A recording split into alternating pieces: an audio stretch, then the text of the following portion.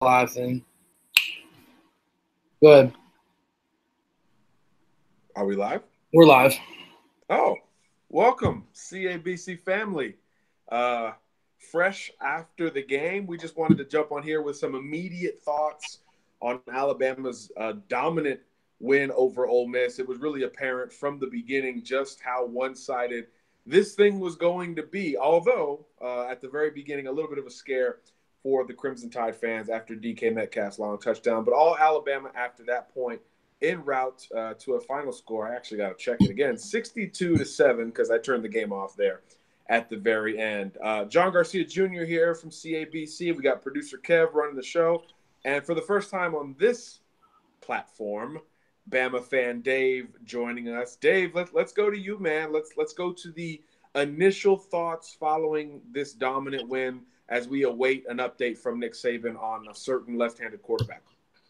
Yeah, I thought it was a great game all around. I mean, the offense showed up like we expected. We knew it was going to be a high-scoring game, and we thought Bama would at least score in the 50s. They did that. The starting offense had 49 points the first half, and honestly, the defense shocked me a little bit. I thought they were going to give up some points, and after that first bomb over Savon Smith's head, I thought our defense was going to give up at least a couple touchdowns, and they came to play after that. I mean, what do you guys see over there? Kev? I definitely thought defense was in trouble after the first play. I even tweeted it from the account that I thought that it was going to be a long day. But they turned around and they played a heck of a ball game. Once again, Quentin Williams dominant up front. I thought the front seven played pretty well on the defense side of the ball. And then on the offensive side of the ball, the offensive line definitely played their best game so far.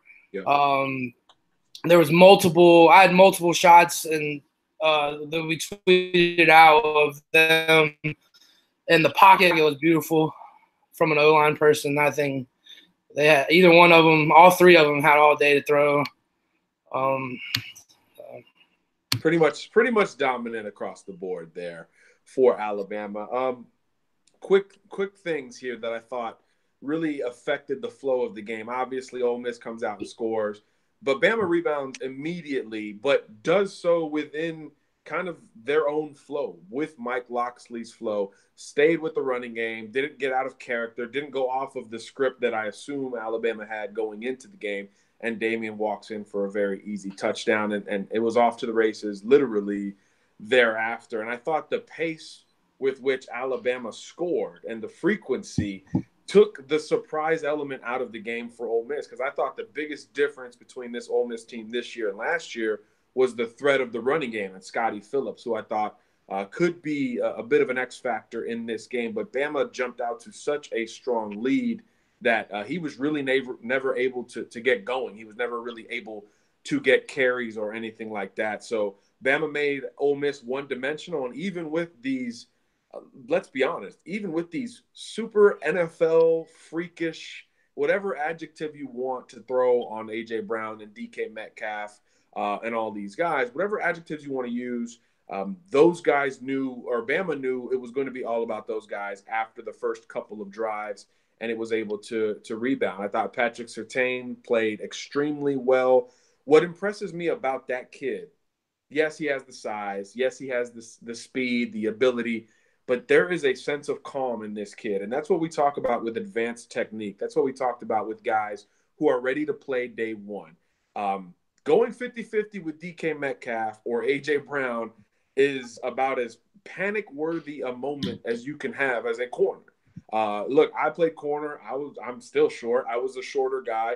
If teams were going to attack us, they were going to try to go over the top. That is an element where you can panic very easily. I thought Savion Smith panicked. He gave up on that play early on. I think he got demoted briefly for it.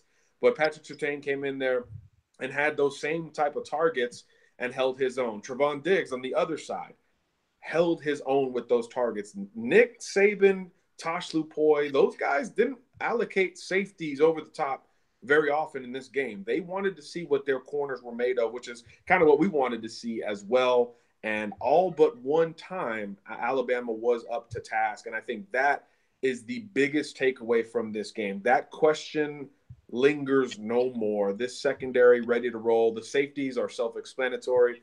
Deontay Thompson as balanced the safeties you're going to get in the country. We saw Xavier McKinney a little bit better in coverage today as well with the pick six at the end. And each of the corners held up after the one mistake. And I think that is where everybody is probably surprised. I mean, Vegas had this as a higher scoring game. I had Ole Miss finding the end zone at least a couple times. So to hold Ole Miss to 7 points, no matter how it happened, kind of crazy, but I think the defense deserves the crown for the day. The defense deserves all of the credit for this win. We'll get to Tua, Najee, Jerry Jeudy, certainly, and all these other guys, but I just thought we should begin talking about that defense. Dave, who else did you think played well defensively to help Bama get out to that lead? Because once it got to 21 or 28-7, it was pretty much over. Yeah, I thought Diggs had a great game as well. On the other side, opposite Surtain, I thought he got his hands on a couple balls that were 50-50 jump ball type plays. The D-line held its own. You know, I didn't see the pass rush. I thought Tomu had some time back there. But in the run game, Quinn Williams, Raekwon Davis had some plays. Yeah.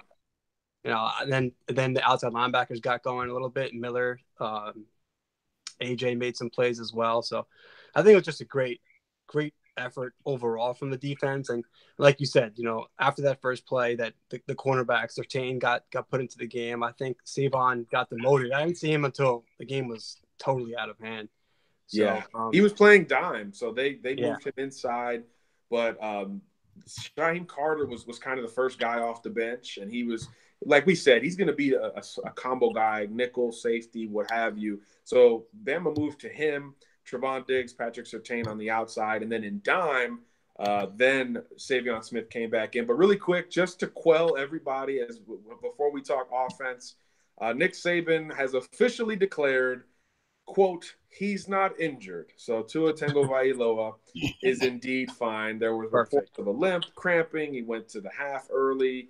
But before anybody freaks out and wonders why we're not talking about number 13 health-wise, he is indeed healthy, good to go. So Bama gets through the game unscathed as far as injuries go, as far as we know, in terms of major injuries. Obviously, Tua going down would have been quite the storyline to follow. But Dave, I'll get it back to you. Just wanted to make sure that people knew that Tua Tagovailoa is indeed okay, good to go, and healthy. Good news all around, right? Yeah. Well, I know you're the biggest Jalen Hurts fan in America, so part of me wanted to see your live reaction with the rest of the world. Yeah, no worries there. I saw Ruggs went out a little bit. He went to the locker room in the second half, and I know Mac went down in the first half, and I saw he came back, so I'm sure he's fine. But yeah, hopefully that no one else got injured. Good game all around. Second team got play on both sides of the ball. I think Noah made some plays when he came in off the edge, so that was nice to see. Yeah. Real quick, guys, we're just hanging out after the game. Live reaction. We're going to keep talking Bama, but we're keeping an eye on everything else. So Ohio State Paris Campbell just went a very long way. They are down 2 extra point pending mid-third quarter to TCU. TCU still on top. You wonder if Ohio State will go for 2. But for those keeping an eye on the scoreboard around the country, a really big day in college football. Wisconsin goes down in the top 10. I'm sure if you're watching this, you well know by now Auburn went down in the top 10. LSU all of a sudden looking a little bit more imposing there. Do we want to talk national scene? We want to get to questions. What do you want to do here, Producer Kev? Well, how do you feel about your Wisconsin playoff pick now? You see, I was asking about fan questions for this show. Oh, my God. Sorry. Our preseason predictions were... I just thought I would... Wisconsin let me down. Michigan let you down already. Yep. Both of our Heisman pick. Well, your Heisman pick's good. My Heisman pick's still good. Who's your Heisman pick? Will Grier. Will Grier? He's still in the running. Yeah, he's still in top 5 for sure. I mean, if Tua could play more than a half, I think right. That would become a part of the conversation. It's like he's not going to have the minutes, if you will, to really be in the race. Do you think if Bama's offense continues at this pace and they're just putting up 40, 50 points a game, do you think the voters will take into consideration that, hey, he can play the fourth quarter ever and he's been efficient whenever he was in the game? He's efficient. His stats are great. They're just not PlayStation great, you know? Right. I mean, look, Bama broke a record offensively tonight. I mean, let's go there because I've covered Alabama for 6-7 years now. That is a first. Bama is breaking point total records in the SEC. So this is different. I think everybody can agree at this point. If you're looking at the whole, well, Tua hasn't shown me this yet. I was a big person in that side of the conversation. What more do you need to see? He's done it on the road now. He's done it in a half in the national championship game. He started multiple games. He started every game. He's done it in every setting other than, I guess, this year having to come back maybe during SEC play. But that's really getting a little bit picky with the conversation. But if you look at the point totals, what Alabama's doing, everybody recognizes that it is different now at Alabama. This is a different team because of how good the offense can be. The defense is very talented. They're making plays. They scored another touchdown tonight, multiple turnovers, all of that. But the offense is seemingly able to score at will with this guy as the trigger man. I think tonight was his first failure on third down, and it still resulted in a field goal for Alabama. I mean, that is literally how ridiculous the offense has been with him at the helm. So if that continues and it's a blowout every single week leading up to the critical games, I do think the voters will take that into consideration because the Heisman is still very much a human poll, and Bama gets the benefit of the doubt anyway. Remember when Mark Ingram won it, when Derrick Henry won it, a lot of people still contest those. And the reason that people think that those guys were able to get over the top was the Bama element. So combine that with a guy who's doing something that nobody has ever seen at Alabama, and I think he will get the benefit of that doubt. And again, the Bama element looks as strong as ever after tonight. I think a lot of people thought this was going to be test number one, big time test number one, and aside from the first 20 seconds of the game, it really wasn't. Yeah, pretty much what I mean. I don't know if it's going to be. I don't know if he's going to continue with the 2 quarterback thing, but final stat lines from the game was Tua was 11 of 15 for 191 and 2 touchdowns. Jalen was 7 of 10, 85, 2 touchdowns and a pick, and then Mac Jones was 1 of 3 for 30. Damian led the way with 5 carries for 62 and a touchdown. Tua had 5 for 47. Najee had 9 for 38 and a touchdown. And then Brian Robinson had 10 for 32. Judy led the way receiving with 3 catches for 136 yards and 2 touchdowns. My God. And then Irv had 3 for 42 with a touchdown. And then, most everybody else had 1 or 2 catches. Damian had 4, 23. Henry Ruggs, 3 for 25 and another touchdown. Goodness. And then the 2 picks, Xavier and Deontay. Just a score update.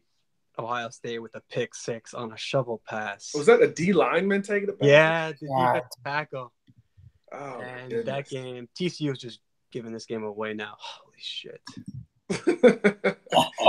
I mean, D lineman breaking tackles, cutting back. I mean, you like that, right? My goodness. Yeah, you don't see that often on a when you get too. Why are they getting so cute, man? Just play ball. It's Patterson, man. Patterson always finds a way to get too cute in these games. Man. So you want to go? I mean, we got some questions. Yeah, let's get to you guys. Let's get to what everybody has to say so far. Before we even begin. Let's see. So we'll go. Well, should we make sure that everyone can hear us and all 3 of us first? Well, I mean, I haven't gotten any response saying nobody can. Pretty much everybody seems like they can hear all 3 of us. But if you can hear all 3 of us, please let us know. Thanks, guys and gals. So we got some some general responses to the game. Mac Jones had a big pass. Jalen Hurts threw an interception. Quentin Williams is an absolute dominant force in the middle of the D-line, and our secondary is legit. Savion lost his starting job to the freshman Patrick Surtain. Man, they're done with Savion after one play, huh? Yeah, I guess. Tua going to have to play like 3 full games total going into the playoffs. LOL. What are y'all's thoughts on the LB play tonight? They still look a little slow to me on read and reacts. It's for what it's worth. I think for all the talent in that linebacking core, I do think that that's one of the weak spots. Dylan Moses, I think Dylan Moses had a pretty good game. Bar the pass deflection, I don't really think Mac had a good game again. No, Mac didn't do much from what I saw. Once again, I've never been sold on Mac Wilson, but everybody seems to love him. He got banged up a little bit too. Yeah. So to that question, yeah, I mean, I would say the LB play is still a little slow. Dylan had a good game, but as far as that, other than that, still looked a little slow. Yeah, I think they're using Dylan more between the two. Dylan has become the passing situation rusher. He's going down on the edge, coming off with success again. I think we've seen it all 3 games.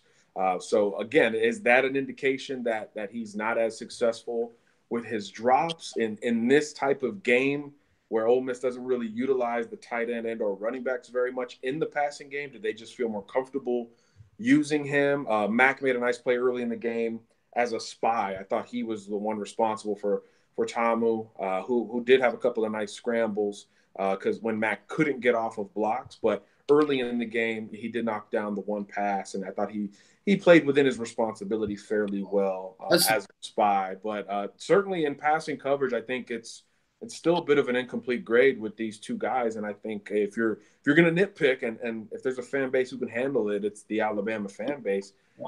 It's those 2 guys in pass coverage. I think they really haven't been challenged downhill consistently. Louisville, Arkansas State, and now Ole Miss. Nobody really had the chance to establish the running game. So we still don't have the full sample there. But all 3 teams obviously had to pass a lot, and I think there's been room to improve for both guys. Yeah, definitely. That's been my one knock on Mac is that he does not shed blocks well in the run game. Never. Has been my one pet peeve about him.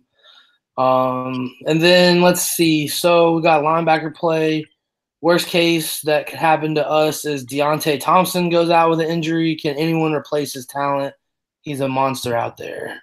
Yeah, he's been good. I think he has room to improve as well. I think his open tackling, especially when he has to move laterally, has popped up here in the last couple of games. It's helped spring a couple of big plays for the opponent. But obviously, most areas he's checking the box. He's got great range, great feel, great ball skills when the football is in the air. And we know he's more than willing to come downhill as a tackler.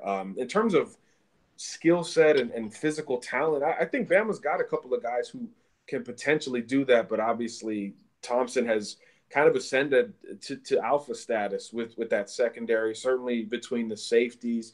But I know preseason we were talking about Daniel Wright a lot between those 3 guys, DT, McKinney, and Daniel Wright. There was a big conversation as to which 2 of the 3 would emerge. Obviously now we know which 2, and Daniel Wright was playing with the backups. But I do think that worst case scenario, if DT goes down or needs some time, I do think Daniel Wright has the physical ability to do some of those things. I think he's a little bit more of a pass coverage guy than Thompson. He's a little bit more compact, probably a little more fluid at times, but when it comes to balancing coverage, run support, physicality, forcing fumbles, different things like that, the total package, it's clear that, Deontay Thompson's playing at another level right now.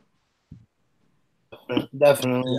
Yeah. That interception that he had, it was nice. They showed a 2 safety look pre-snap, and then he ranged over as a single high safety and picked that ball off. Beautiful play.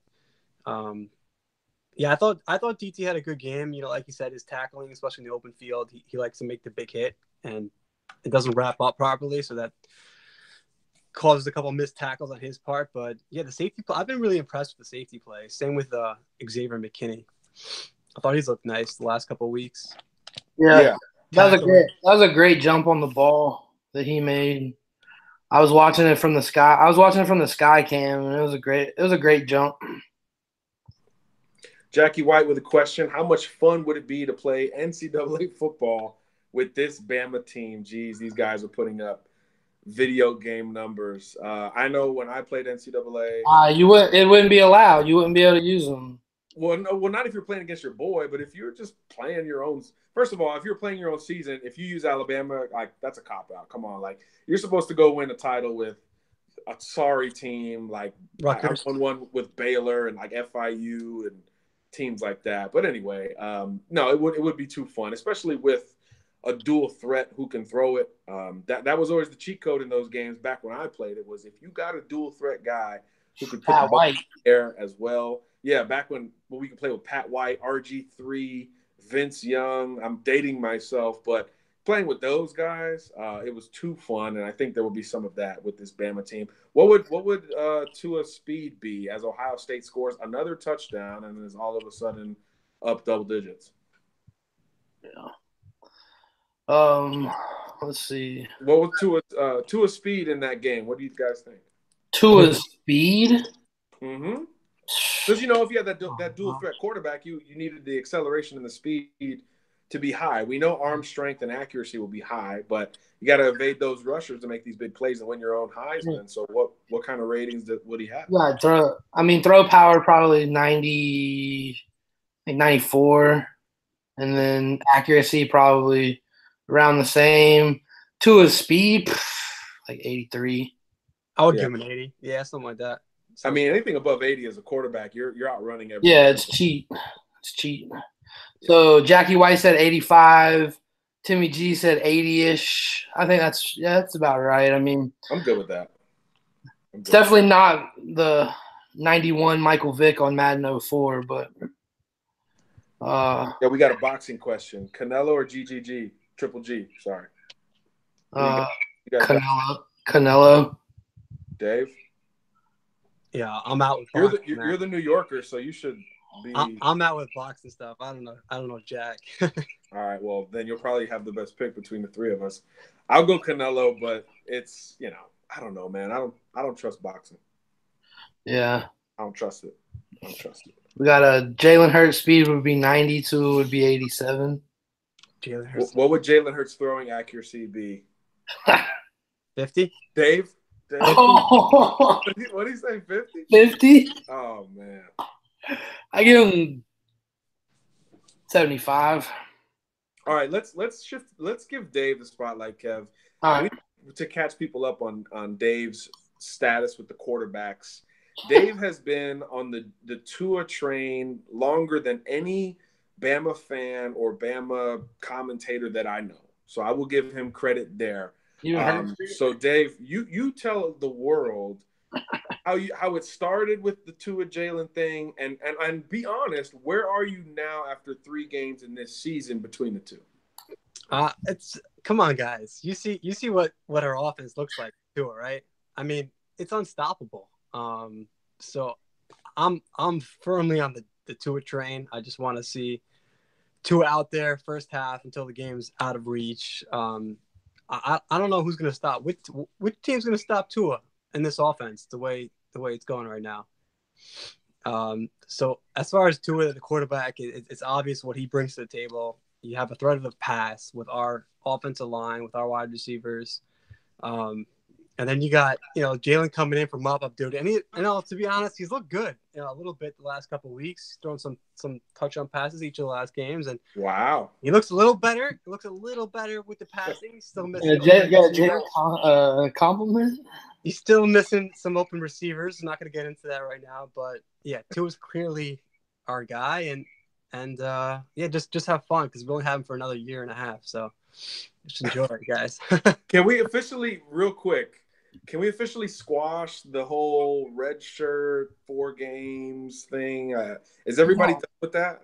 He's I'm not over that. redshirting. I don't Okay. want him to redshirt. I don't want him to redshirt. I don't care about his. I don't care about him having 2 years when he leaves Bama. There's Bama fan Dave. He's back.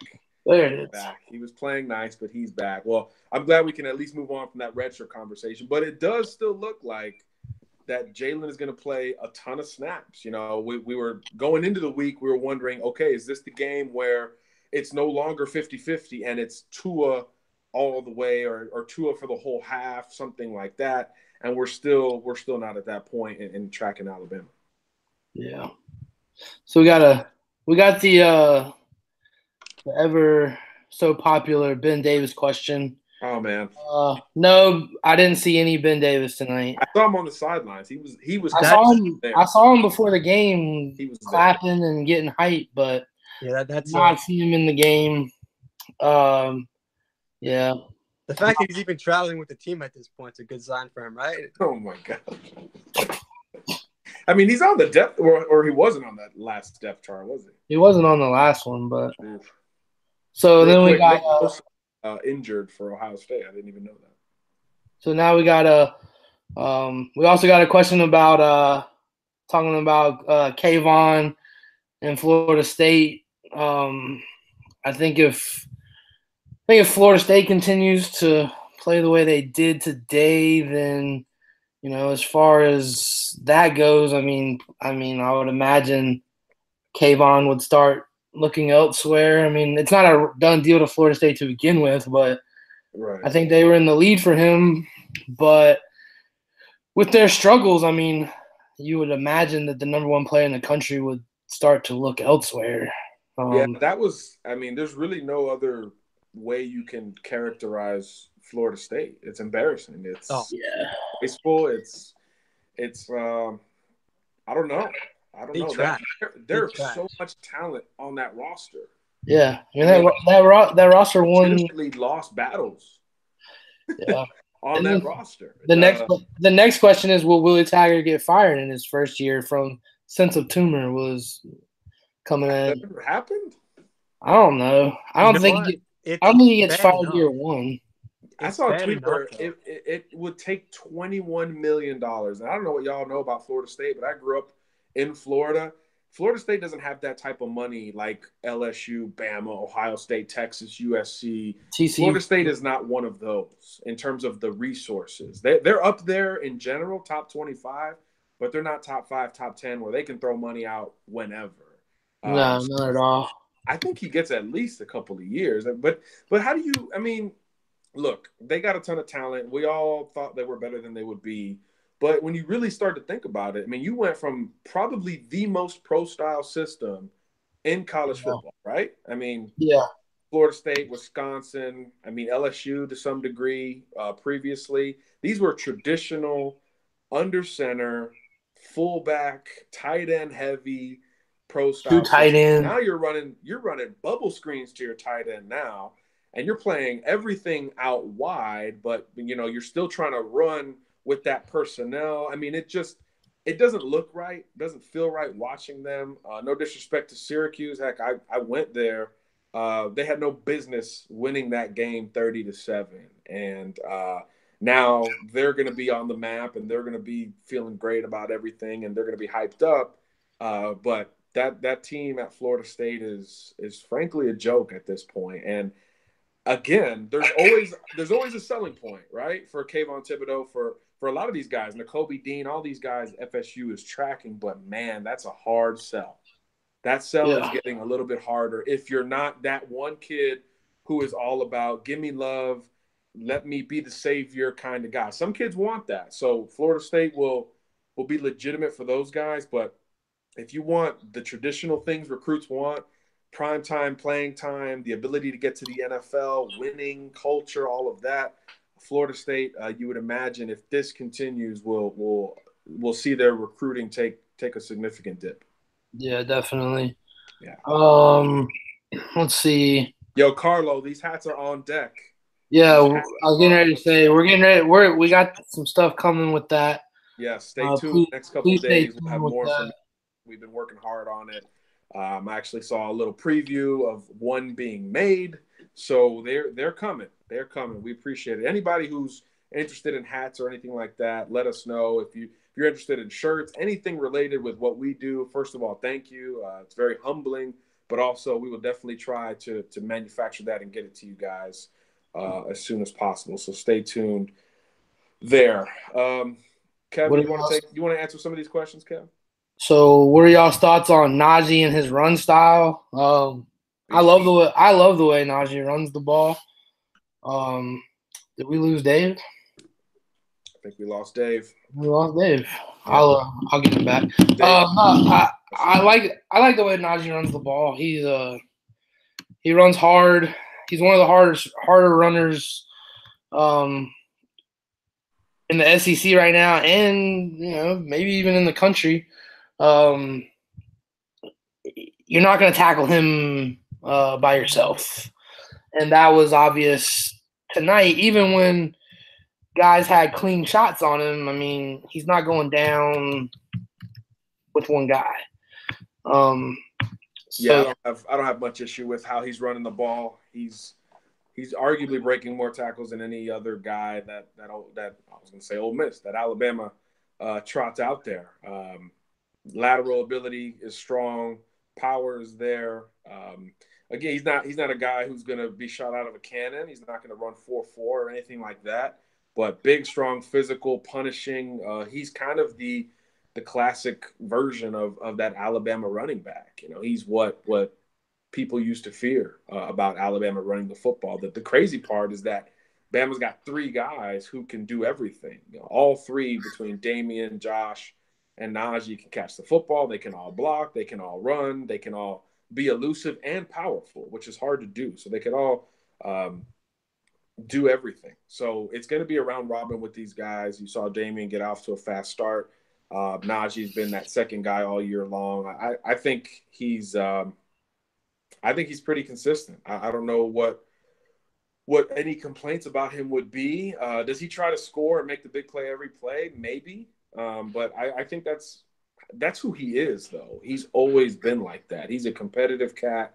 That's where the hurdles come in. That's where him lining up at receiver comes in. That's where him trying to run over everybody comes in. Will it burn him every once in a while? Sure. And he'll lose yardage and he'll, make the bonehead mistake. But 9 times out of 10, he'll do the right thing. And I think he is a bona fide NFL back who really, it's like his game is built for that league, even more so than college at this point, especially as Alabama moves towards more of a true spread. I mean, let's be honest, it's a true spread right now. And I think this is a perfect time to give another shout out to Mike Locksley, who keeps defenses off balance. And he is he's shutting it down. I don't know.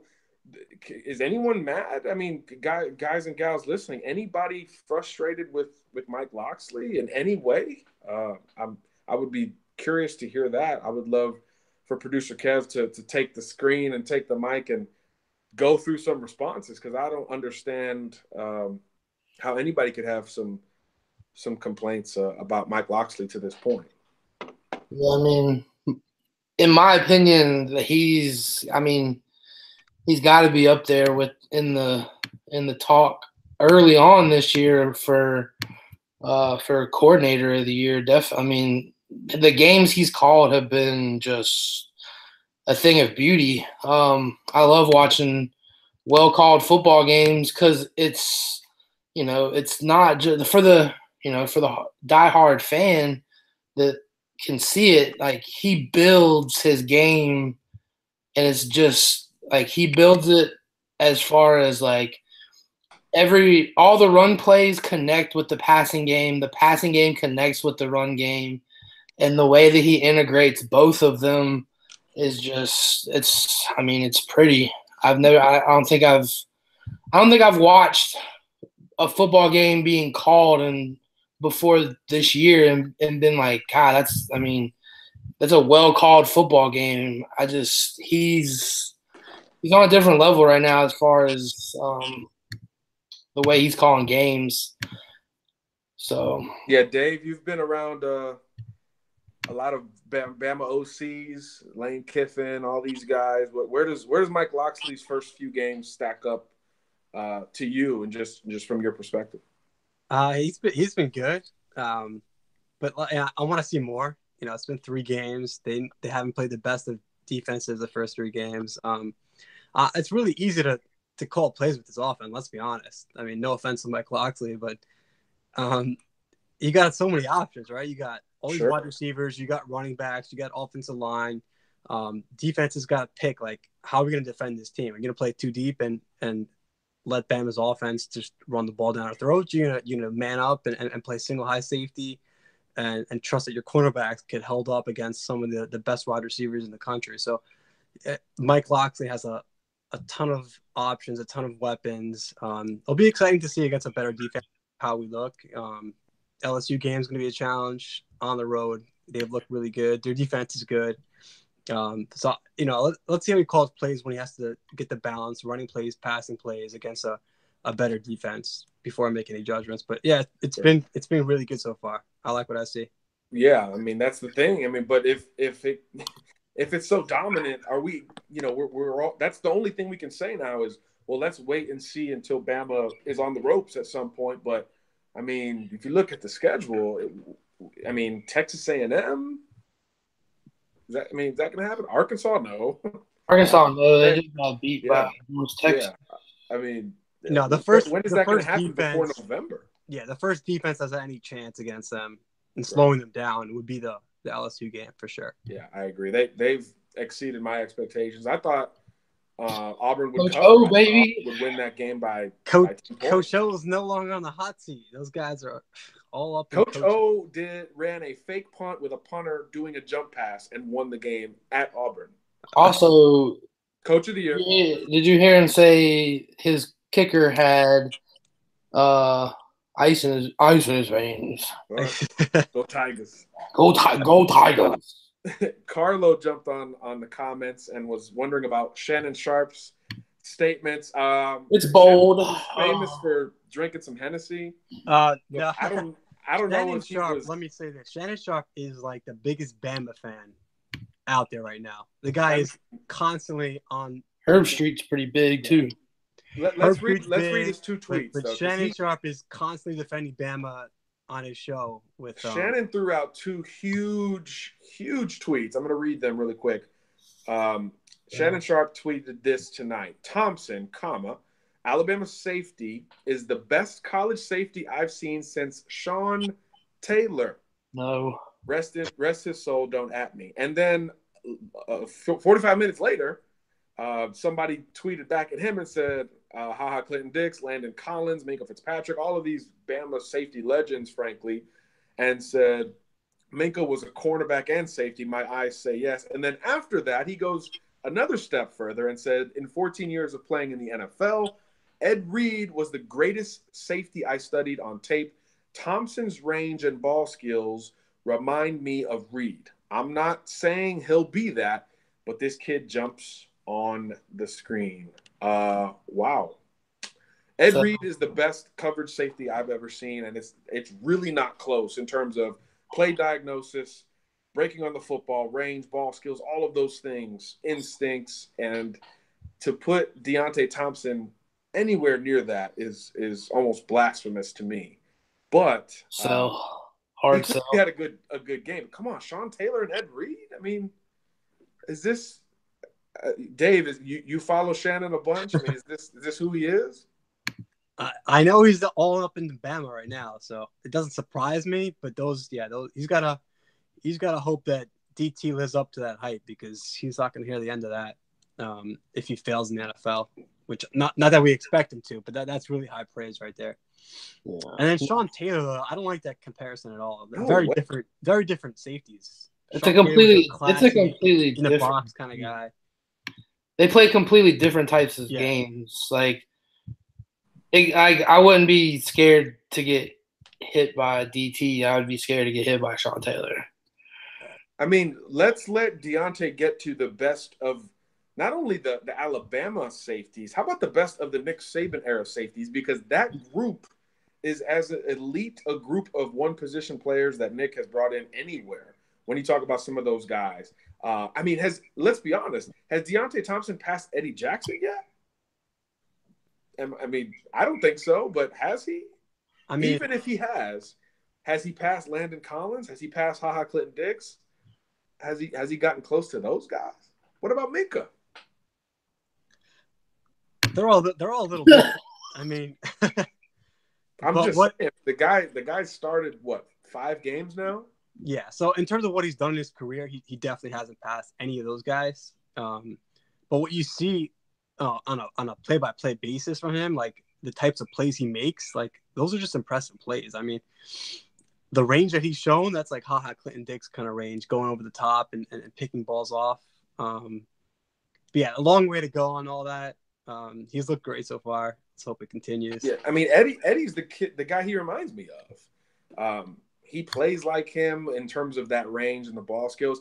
Now, I think he's more physical than Eddie was, but at the same time, I saw Eddie play corner in this game against Ole Miss as a freshman. Now, it wasn't his greatest effort, but I don't know if Nick would trot out Deontay in that type of role. So man-to-man, the sophisticated coverages, I would probably still take Eddie, but that's who Deontay reminds me of. But he is a more physical version of Eddie. I think he's built like HaHa, but he plays a little bit more like Eddie. I thought HaHa was probably a little more physical even than Deontay has shown at this point. But we'll see. We'll see. Shannon Sharpe had a good Saturday night, it sounds like.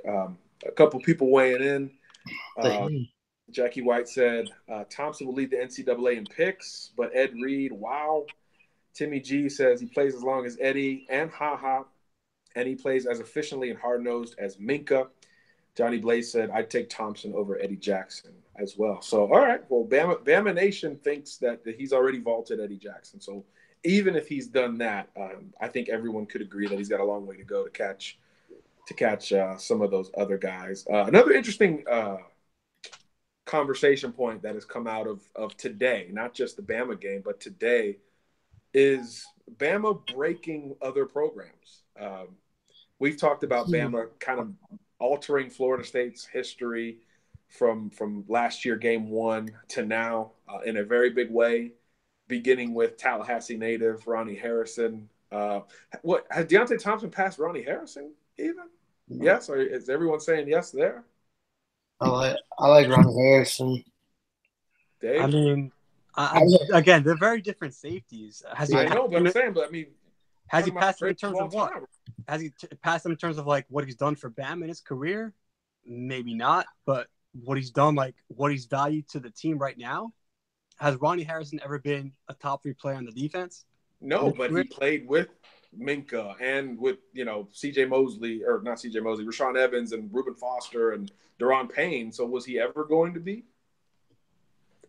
What DT brings to this defense in terms of value reminds me of what HaHa Clinton Dix did for that defense. Okay, well let's rank the Bama defense right now then. Who are the top 3 players in the Bama defense right now? Is Deontay a no-brainer number 1? Because I'd still put in a vote for Quentin Williams. Let's say Quentin Williams 1, Thompson 2, and so far for me, I would say Diggs has been the 3rd best player. I'm with you on Diggs. I really like his play. I think he's really improved a lot since last year, especially his technique. So those are the top 3 right now, for sure. Yeah, subject to change for sure. Obviously, Raekwon Davis you expect to factor in at some point. But yeah, this is going to be interesting with this Deontay Thompson conversation. But we covered Deontay a ton. I think his dad was on one of the first shows we ever did in 2014. Very humble kid, humble family. So I think he could handle some of these lofty situations. But back to the Bama broke conversation. This is kind of crazy when you think about it. Let me find the comment. People might want to take Texas off that list right now. That's one game. Nah, bro, Texas is still broken, man. Oh, although Colt McCoy is like my favorite college quarterback ever.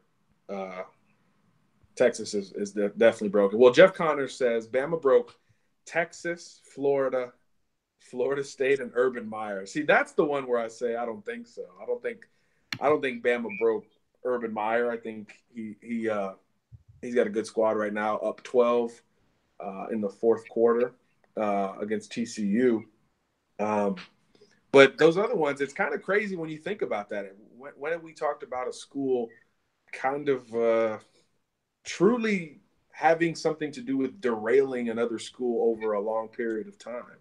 And there's no doubt that Bama broke Florida State at this point. After today, I think that's clear as day. Florida has never recovered, so I think that's pretty clear as well.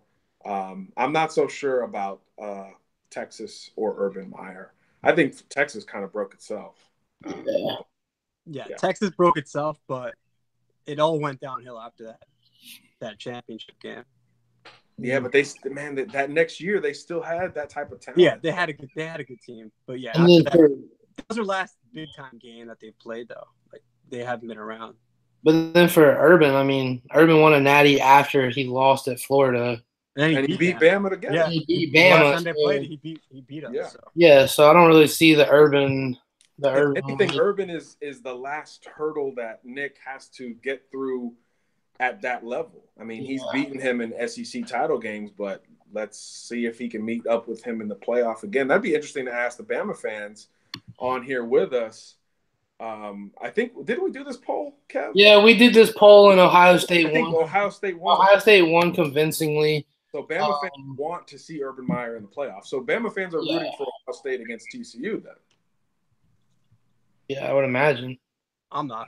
I don't know. I don't think I'm not. It's like you want one, but you got to have the other to get the one, and they're not rooting for Ohio State. But Bama fans want to play. Anybody really ever root for Ohio State? I'm just saying, if you have it in your mind that you want to play them in the playoff, then you gotta. Yeah, if you want them, you have to like hope they win. Like you can't root against them. This might be a dumb question, but forgive my ignorance. Bama fans unanimously rooting for LSU today, I assume, in that same vein. Yeah, how does that work, Dave? Honestly, I hate both teams, so it was tough. It was a tough watch, but I was going for LSU based on their schedule is a little tougher than Auburn, and figuring that they had some more losses coming their way. So that's why I was going for LSU. But yeah, it was tough to pick which one to root against today. What about you, Kev? I mean, I really don't have a dog in that race either way, but I like to see Coach O win. You're a Coach O fan, all right. I like to see Coach O win just because I want to hear him talk. I need to see Lane Train in the SEC by any means necessary. So maybe I thought preseason it could have been LSU, could have been Kentucky. But those guys are rolling. So, I mean, where's Lane going to go? Vandy. FSU. Vandy should have beat Notre Dame. They should have. They should have beat them. Derek Mason. Dave say LSU or FSU? He said FSU. Oh, he's already in Florida, so he is already recruiting Florida. That's great. He can stay in Florida for that one. Someone asked, didn't I pick USC to win the conference? Yeah, good thing they're not playing a conference game today. So they're going to win the one. They already lost to Stanford last week, so yeah, they're already their backs against the wall now. That's true. Let's get back to this game a little bit tonight. Alabama, of course, 62-7 over Ole Miss. What do we think of Jordan Ta'amu? Dave, Kev, what do we think of the other Hawaiian quarterback in this game? I thought he got out of rhythm, and I think he had 6 completions maybe all game. So I thought he struggled, especially after that first play where they went for 75 yards. So yeah, I thought he would have a better game, to be honest with you. I haven't seen much of him outside of tonight, so I wasn't sure what to expect. But they're a big play offense with big time receivers. So I was kind of disappointed in how he, obviously happy that Bama's defense came up and stepped up, but I thought he would have a better game. Yeah, he completed 7 of 22 for 133, a touchdown and 2 picks. So not very good. Not a very good game for him. I do like the things I see on film from him, but I mean, as far as his performance tonight, I don't know if he was feeling the Bama pressure or what. But sure, it definitely wasn't his best game at all. No, the Bama pass rush was okay. Yeah, Was it great? Was it great tonight? I'm not sure. No. I just thought that I really blame the OC. Is it Phil Longo? I thought he rushed that offense, and I thought he created just that atmosphere to overcompensate. And I thought Jordan was pressing a little bit too early. I mean, yeah, Bama started running away with the game, but you didn't have to lock in on guys and things like that. And I thought that that they could have the play calling could have dictated a little bit more balance at that point. Like I said, the running back I thought was going to be a big factor in this game. He's a good player. I thought he could exploit some of those matchups. If he did get one-on-one with Mac Wilson and or Dylan Moses, I thought that he would be able to be utilized a little bit more. So I thought that the Ole Miss OC dropped the ball there just a little bit. Yeah, I thought he was going to run more. Right. Yeah, they had even more Jordan himself. designed runs for him, but run him more. I thought when he scrambled to make plays, he made plays. I thought that was a bit of a miss. Tailgating's never been better. Unlike the early days when all you had was a radio. But through the years, the experience got better. There we go. Autoplay videos. Oh, they're the worst. I know. They are the worst. Yeah, I thought he was a little bit disappointing because of the I guess the game flow. I guess it was a little bit too much. And these receivers, impressive on the hoof, and obviously DK Metcalf on the one play, but 2 years in a row where they really aren't a big factor. And we all know when Ole Miss has upset Bama in the last few years, the receivers were a monster part of that. I mean, Laquan Treadwell can't catch a pass in the NFL, but man, he killed Bama. So that was a little bit surprising as well. I don't know if they didn't put those guys in position to make one-on-one plays, or if Bama just made all of them after the first one. I know Diggs had a couple of nice PBUs, and Pat Surtain really positioned himself well and played with a great sense of calm. But did they just stop doing it? I just thought it was weird. There was no flow with that offense, and obviously it kind of sunk them. Yeah, definitely. So we got John video. I'm coming back. There we go. Okay. So we got let's see. We got some. Are y'all gonna do any more live shows at games? Mississippi State would be a good one to be at. As of right now, I don't know if we have any plans. Yeah, we'll see. TBD on that. Yeah, just an update on USC Texas. The game's over, but BJ Foster, the true freshman safety for Texas, just ended St. Brown's life. He's a dog. He just ended his life. Came across BJ the middle and just took off his head. He was on the 7-on-7 team with Tua, Najee, and those guys, right? Yeah. I was thinking that he would get recruited to by all those Bama guys, but he never had interest. Yeah, well, he was younger than them, right? That year. Yeah, he was. He was a year younger. He was a junior. Yep. Yeah, this whole Tua to Judy and Smitty and Najee thing has been going on a lot longer than just since the Natty. It really has. It's kind of unfair if you really think about it. That opening team wasn't fair at all. Victor McKinney was on that team. Tyrell Shavers was on that team. Vandarius Cowan was on that team. Vandarius Cowan was on that team. Markel Benton maybe was on that team. I don't know about him, but McKinney was there. It was everybody. Safety. Yeah. Right? Yeah. McKinney was on there when we thought, why did they put McKinney on this team? There's no way he recommits to Alabama after decommitting, but obviously at Under Armour, he shocked everybody and recommitted to Alabama. I don't think anybody had that one predicted right, including Alabama, by the way. So we got a question about. We've gotten it a couple times. Any recruits at tonight's game? I mean, with it being an away game, I mean.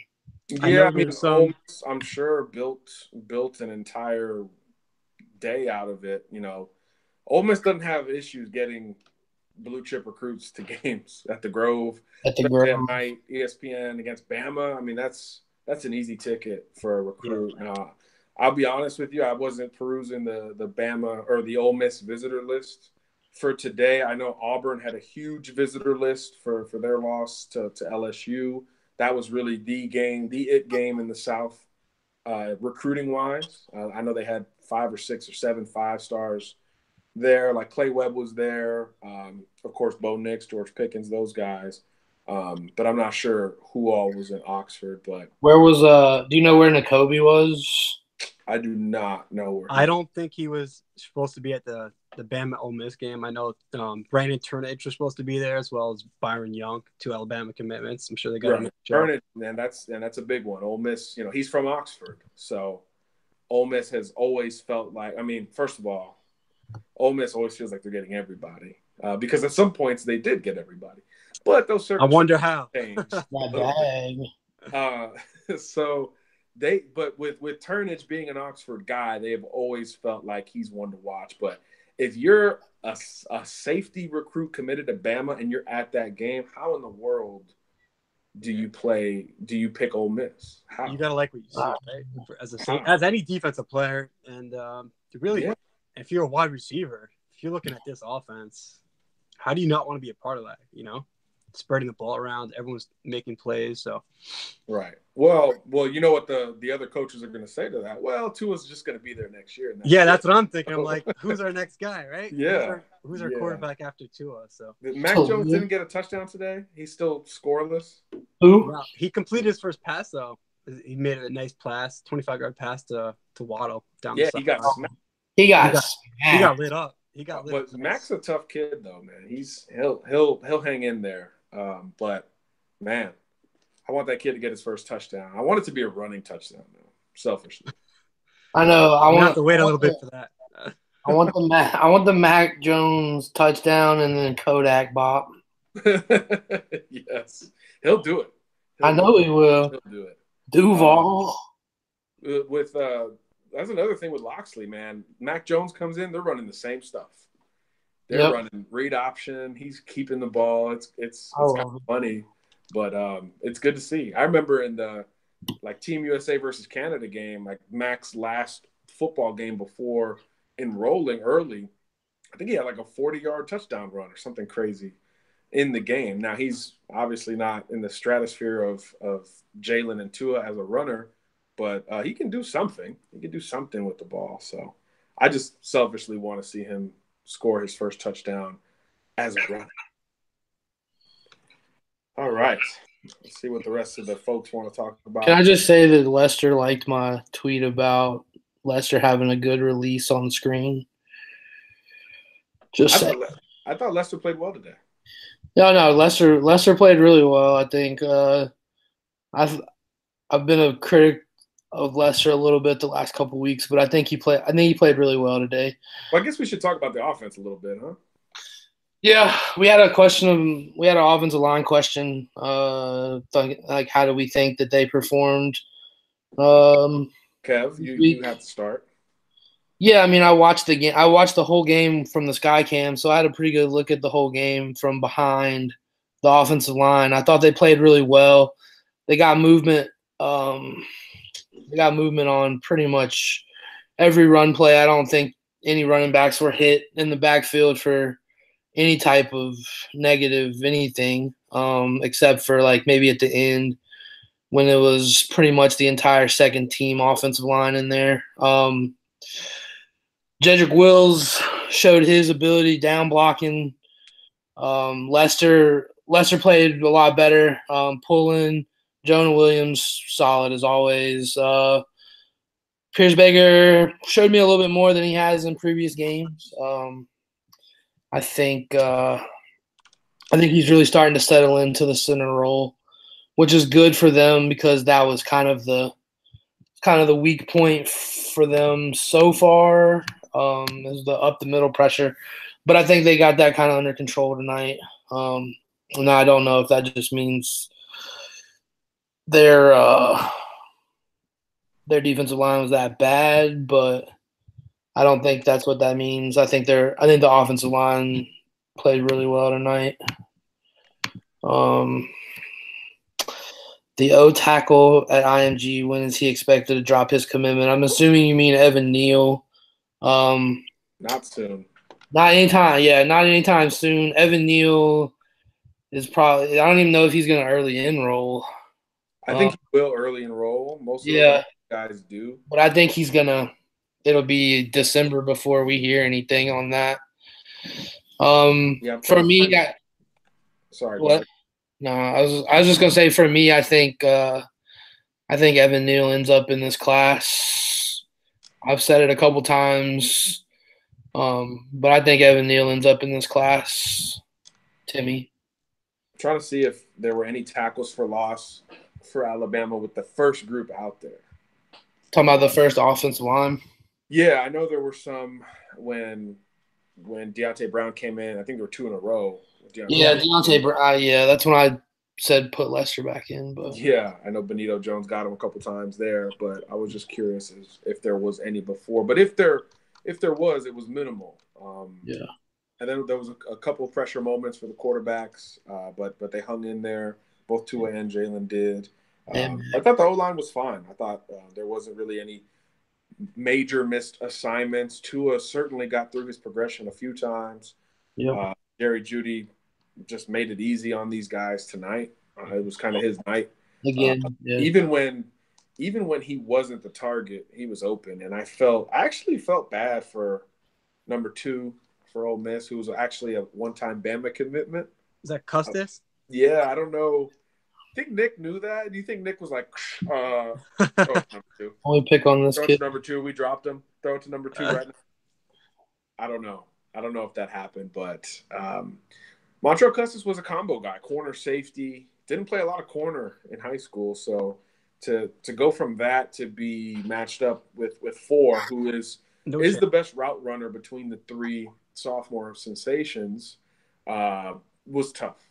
He was actually in pretty good position some of the times, but when Jeudy caught the second one, I mean, he literally stopped, or it should have been the second one. It wasn't a touchdown, but he stopped and juked him like 3 times on one route. I mean, that's embarrassing. But I thought all the receivers played pretty well. I thought Henry Ruggs overcompensated a little bit playing against his little brother, fumbled the one time. Smitty had a decent game. Could have came up with that touchdown grab, but it was actually interference on that play. Yeah. On the replay, looked like interference. Irv Smith blossoming as a pass catcher, really positioned himself well on that touchdown, which was another dime from Tua there. So the receivers, I mean, they are who they are. Jerry Jeudy's got 6 touchdowns in 3 games. Crazy. It's crazy production. It's third, and he's not even. I mean, is he even the most targeted receiver on the team? I think Smitty has more. I think Deontay has more catches. Yeah, so it's crazy. I mean, you still can't focus on any one guy, and that's before you even get to the running backs or now the tight end. So again, defending this team, I don't see a simple way to do it without uber talent at certain positions. I mean, if you can play man coverage with all 3 of them, sure, you can defend Alabama, but who can play man coverage with those 3 guys? And don't even get into when they bring in, Waddle as the 4th guy. Yeah. How do you do it? Timmy G asking more recruiting questions. Evan Neal and Clay Webb. Webb was expected at Auburn today. I believe he made that trip. No big surprise. Again, that was kind of the big home game. Bama was on the road. Florida State was on the road. Georgia was at home against a nobody at noon. Who else in the South? Florida played a nobody. Miami was on the road. So the big Clemson was at home playing a nobody. So the big game in the South, good on good, was Auburn and LSU. So that's part of the reason why they had such a great visitor list. So Clay was there. No surprise. Auburn's legitimately in it, but they're fighting. They're fighting Bama. They're fighting Georgia. Clemson's still in there from what we hear. I even heard a blurb about LSU the other day with Clay Webb. I don't expect him to end up there, but Clay's not cutting anybody out at this point. And he's going to take it till December. So we're still 3 months away. The guys who could decide sooner, Trey Sanders, who's at Texas this weekend, because IMG's game was canceled because of the hurricane. So Trey Sanders took an official visit to Texas, as far as I know. I haven't checked today, but that was the plan. He's supposed to decide pretty soon here, so that's one for Bama fans to keep an eye on in 2019. But everyone else, in terms of those early enroll guys, Nakobe Dean, Evan Neal, Clay Webb, all those guys are looking like end of November, early December for when they actually make those decisions. So it's still kind of slow at this time of year, but Bama will be back at home here soon, and it'll pick back up next week when they host Texas A&M. They may even have a couple official visitors. Timmy G asking another question. I'm going to send this one to Dave. Justin Ross had a great day for Clemson. That's Dave, your thoughts? Yeah, Clemson, they got some good receivers, and he's made some plays so far. If you're asking me if I would take Ross over another receiver, Jalen Waddle, who we took in last year's class, I would say no. Give me Waddle every single day of the week, twice on Saturdays. But he's looked good. Clemson has a good wide receiver room over there. Ross and T. Higgins are two big time receivers on the outside. So yeah, good for him, and again, good for Clemson. Jay Ross is another guy we used to have a lot of discussions about. They're so different though, Ross and Waddle. They would complement each other greatly. But obviously it didn't work out for Alabama or Auburn with Justin, who ended up, of course, at Clemson. He's got 2 touchdowns now early in the season. He's a good player. I mean, he's a big, strong cat. Chemistry with Trevor Lawrence. That's gonna be fun, man. That's gonna be fun for a long time, and that's my dream national championship game. Bama-Clemson Part 4. Lawrence versus Tua in a shootout. You never know. Good chance it happens. Good chance. Yeah, the ACC looks worse by the day. So they have a joke of a schedule left. They shouldn't lose another game. It's a hot dumpster fire. From everything that I've seen, Trey Sanders was at Texas today. Trey Sanders was at Texas, and I believe Dax Hill had an official visit up at Michigan. Oh, yeah, that was a big visit. Yeah. And he's supposed to be – I mean, his whole timeline was like after his last visit. So he could announce his commitment to any – I don't know, Michigan or Alabama, maybe Oklahoma the next couple of weeks. Oklahoma got us scared today, huh? Yeah. Again. Big 12 has a funny day today. TCU – Timmy G asked who would pull for in that game. Say what? Timmy G asked who would you pull for in that game? Bama Clemson Part 4. I pull for my guys like I always do. So that's everything. I don't look, man. We got a job to do. I'm just trying to get you to say something. Well, I'm not a Clemson fan if that's what he's asking. No.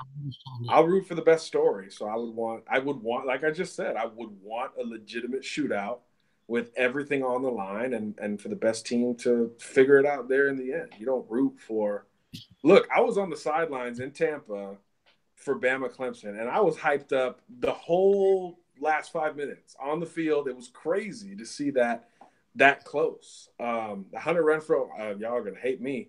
Hunter Renfrow caught that thing like 10 feet from me. And I was like, oh, man, like it was I wasn't angry, I wasn't angry. And I went to talk to Mike Williams right after that. And I would do it again tomorrow. So I'm a journalist. I'm a root for the best story. But obviously, in recruiting, you latch on to guys that you cover a little bit more. So am I going to be pissed off if Justin Ross catches a touchdown against Alabama? No, that would be kind of a great story. What about and it goes the other way too, it goes the other way as well. So you root for your guys, and I have a lot of guys that I've covered very closely and kind of cheer for at Alabama. So it really goes both ways, and there's obviously a ton at Alabama. So it's not a pure like yay, boo, cheer, boo scenario. So it's not that simple. Yeah. True story. Yeah, Kev can confirm that. So can Dave. Yeah. I know. I was just playing journalist trying to get you to answer the question. Yeah. Justin Ross versus Patrick Surtain, though. Now you got a little bit of a who you gonna root for there, right? You cover both guys, so Yeah. Pat, man, that's the type of receiver that it's hard to envision Pat losing to. Oh man, that'd be a great matchup for 60 minutes. And look, it's clear that Pat is going to play a lot more for Bama here. I think today he took a big step forward in the confidence department, not only for him, but confidence in him from Nick, from Tosh, from Carl Scott, from these guys. He has been in position, and the moment has never been too big for him. And that's one thing that we anticipated based off of his father, based off of playing at, one of the most talented high schools in the country, based off of being an All-American. But you still never know until they get into the fire. And he has maintained his leverage. He has played the football. He has not been grabby.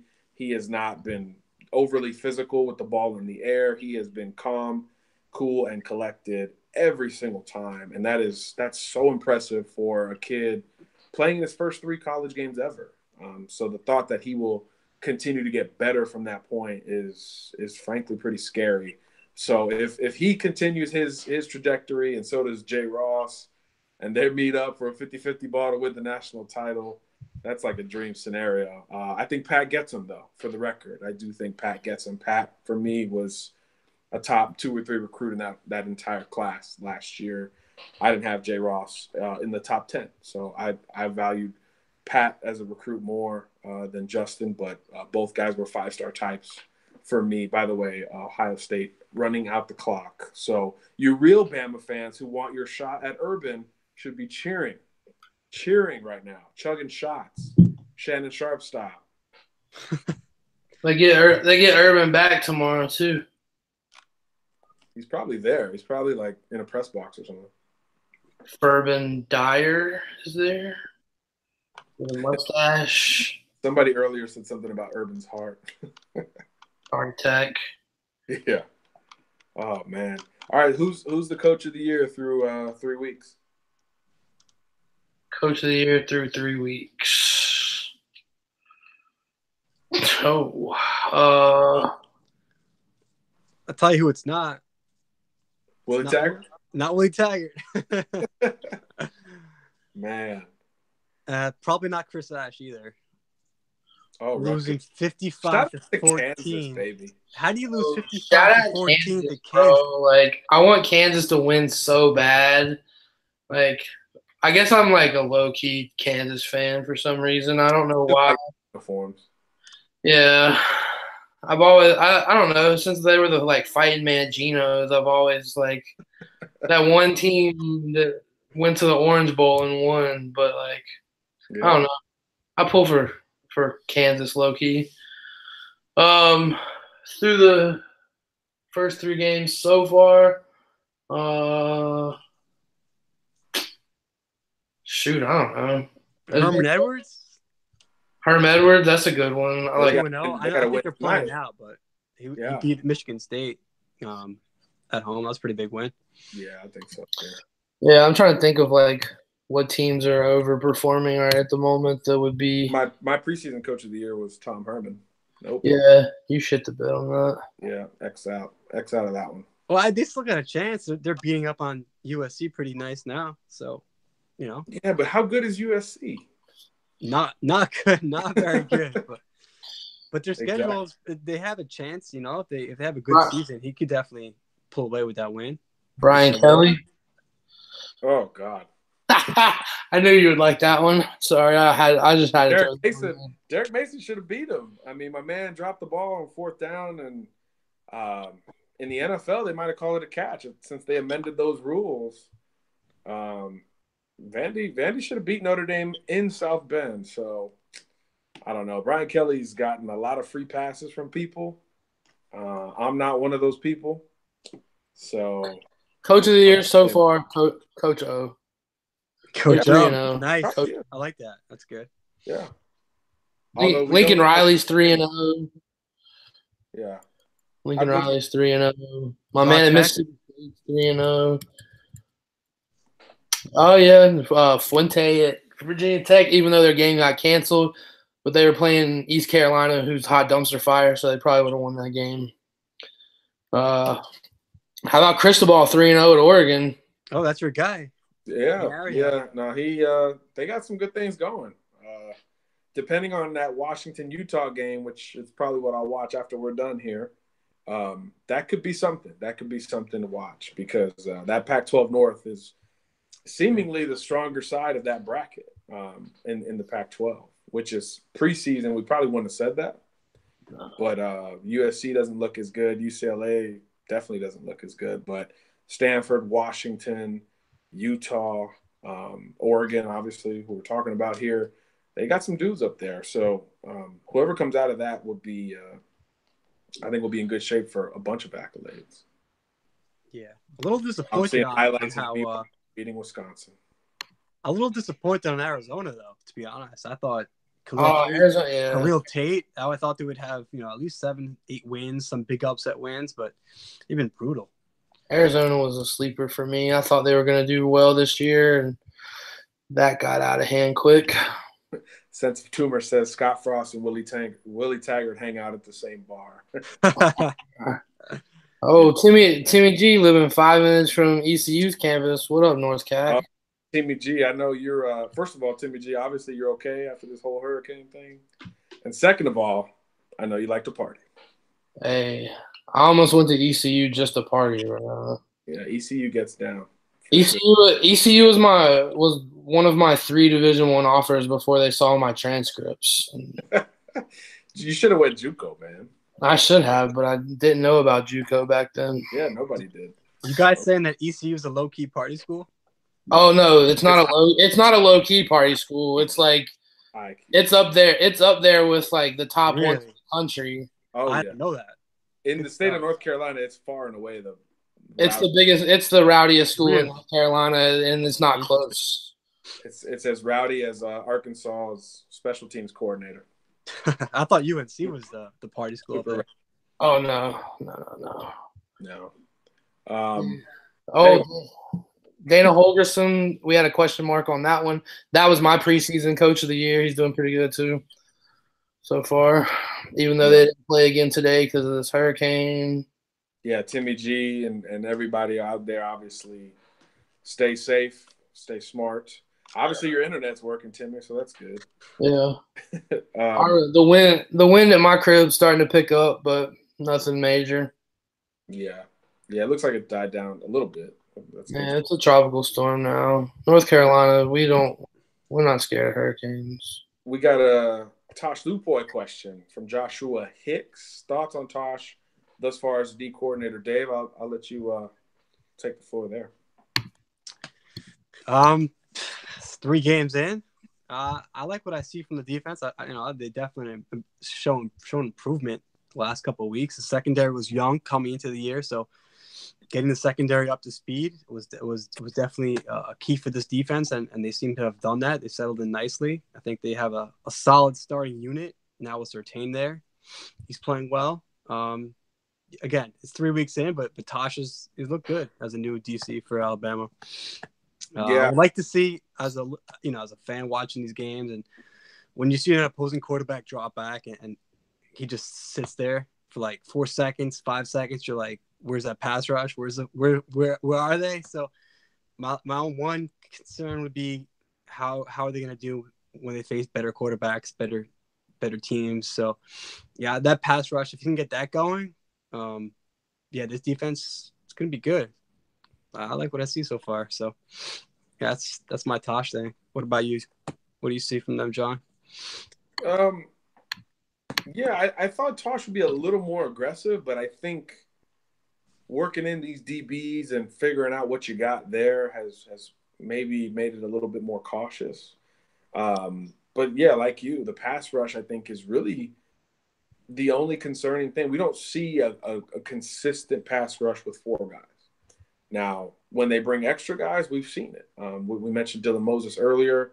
He's been effective. We've seen a lot of corner blitzes on the short side of the field, different things like that. Obviously, when the linebackers blitz from a traditional space, they're doing well. Mack Wilson had a couple pressures today, blitzing from depth.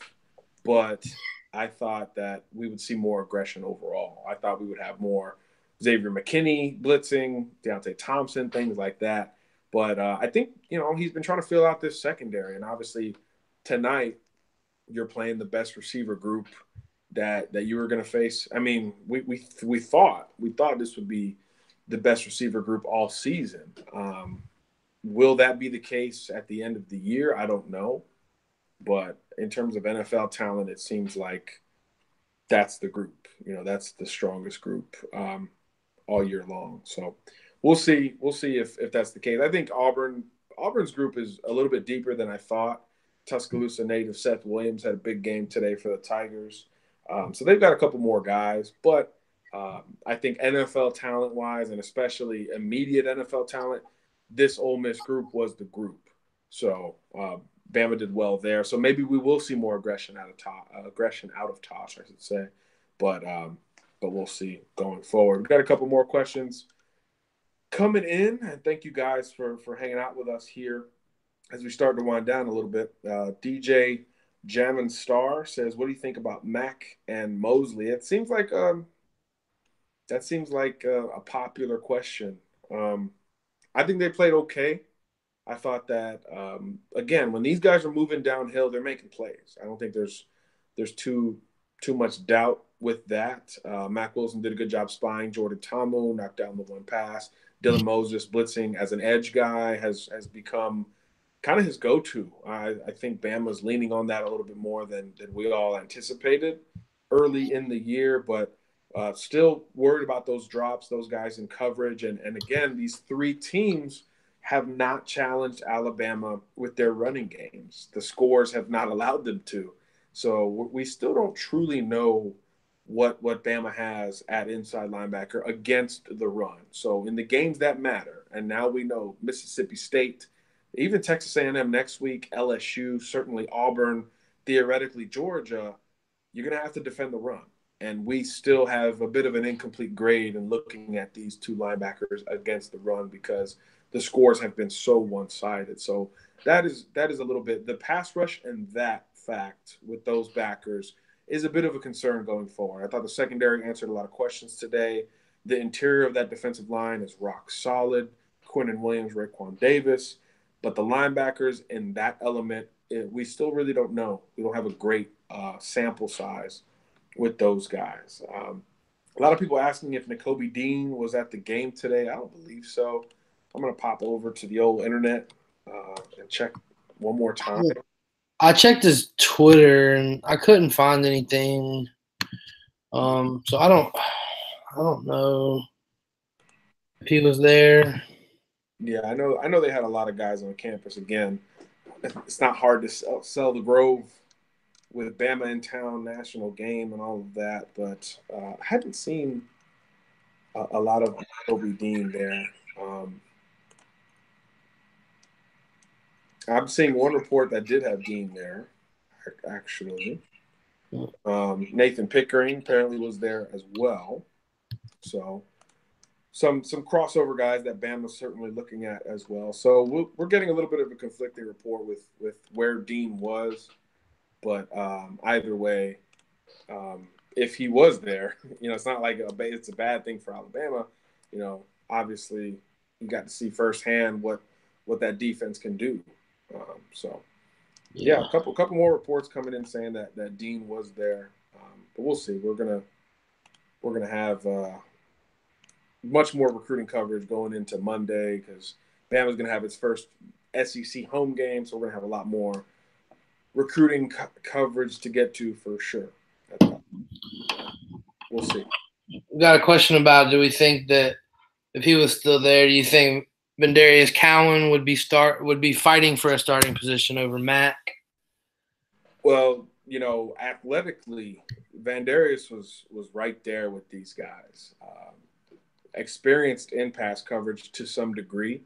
I think it would have been a battle. I think at some point he would get some run. I think the first guy who comes in, when Mack Wilson went out, it was Josh McMillan.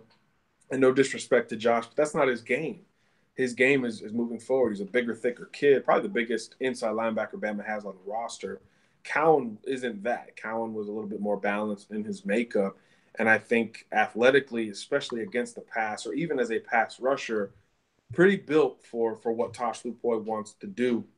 So I don't know if he would be starting over Mack Wilson or Dylan Moses, but I do think he would have had some chances at playing time through these first few games. And as we've seen, even though Alabama hasn't been pressured in terms of, trailing other than that one touchdown tonight, Nick Saban will make changes on the fly. And we saw Savion Smith lose some reps to some degree tonight. So you wonder how that will impact things going forward. So if that same principle were to apply to the linebackers, then in that theory, Van Darius Cowan may have seen a little bit more burn for Alabama, but obviously not on the roster anymore. And these other guys got a long way to go. I think Ale Cajo is one guy to watch long term. I think he's the guy that, you bring him along slowly and then maybe he's ready in October, November when you need him. Because that's a guy who I think physically has the tools to compete against the pass. I mean, he's making flash plays on special teams with his athleticism, big build, 6'4", 6'5" guy. So I think he can factor into the passing game at some point. Just not right now. Just not right now. So we'll see how that plays out. Markel Benton question here. I think he's another one who, is kind of an unknown at this point. He's coming in with the twos when they replaced both inside backers. He's coming in alongside Josh McMillan. So I think he's got some ability. I'm very familiar with him from his high school time, and he was a downhill guy, thumper, big hitter, not a guy asked to cover a lot at the high school level. So I think that's still where he probably has the most room to grow at Alabama. I think he's more comfortable coming downhill. He's more comfortable as a pass rusher. I don't know how athletic he is in terms of change of direction, hips, things like that. I think Dylan and Mac are probably a tad more athletic. But to get into your zone drops and play your responsibility, you don't have to be Luke Kuechly. You don't have to be Sean Lee. You don't have to be Billy Wagner from the Seahawks. You don't have to be NFL caliber 3-down Pro Bowlers to get into your drops and play consistent football. And I think that's what Nick Saban and company are looking for. I think that's been a bit of a weakness early on. So, Kev, I'll let you take the next question. DJ Jam and Star, curious if we were surprised about anything that happened during the game tonight. Anything that happened during the game? I was surprised to I was kind of surprised to see the offensive line stay in a little longer. I thought that especially Jonah Williams. Jonah Williams was in late. I was kind of surprised to see that. They got a bunch of the younger guys or the second team guys in there. Jonah stayed out a little long. I don't know the deal with that. Maybe I don't know. Rust, maybe. Yeah, I don't know. I was surprised to not see Ben Davis in some form of fashion.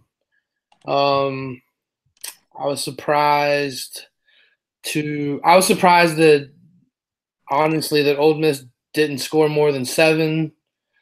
I definitely thought that they would score at least 14. And yeah, that's about it. Yeah, pretty straightforward. Did we lose Dave again? Yeah, he said his phone died. Yeah, I got you. Mine's about to as well. So we should probably start wrapping it up. But we definitely want to thank everybody for chiming in here. This will be posted on YouTube, so obviously others will be able to see it. But the chat is pretty cool. This is something that's still pretty new for us. So we're gonna keep rolling on expansion. We're gonna keep growing as much as we can, led by producer Kev. Dave obviously is going to become a more consistent contributor. We've got some more additions along the way. So follow us at CABC Pod across the board. Subscribe on YouTube, all of that fun stuff.